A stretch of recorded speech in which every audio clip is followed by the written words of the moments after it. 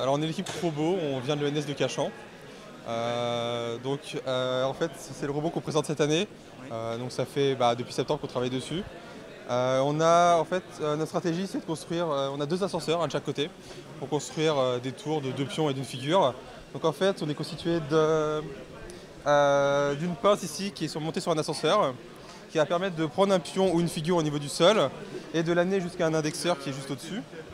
L'indexeur va venir verrouiller en fait les éléments assemblés en l'air pour que l'ascenseur puisse redescendre et venir prendre un nouvel élément. De manière à faire ça, en fait, on essaie de développer des balises avec des webcams qui communiquent par Bluetooth ou Wi-Fi avec le robot, de manière à avoir une vision globale en fait, du terrain pendant tout le match, à tout instant, de savoir exactement où sont les points sur la table. Alors sur le robot, on a un certain nombre de pièces qui sont fabriquées avec du prototypage rapide, en fait sur une machine open hardware qu'on peut voir ici.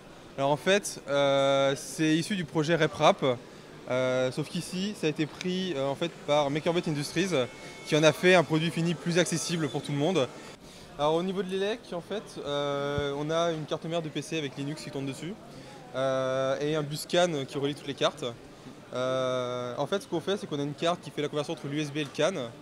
Et une fois sur la carte mère, on a un bus de communication qui vient reprendre le CAN en fait, mais dans Linux. L'avantage, c'est que toute carte peut être vue comme un programme et tout programme peut être vu comme une carte. Et du coup, ça donne une transparence totale entre ce qui est du code et ce qui est de l'électronique. Et par exemple, on peut faire de la simulation hardware in the loop, où la carte d'asservissement vient en fait générer toutes les consignes telles qu'elles feraient en réalité. Sauf que le trait d'asservissement, lui, renvoie sur le buscan ses consignes de vitesse au lieu de les appliquer au moteur. Et après, un simulateur sur la carte mère vient prendre ces consignes et générer l'odométrie qui correspond.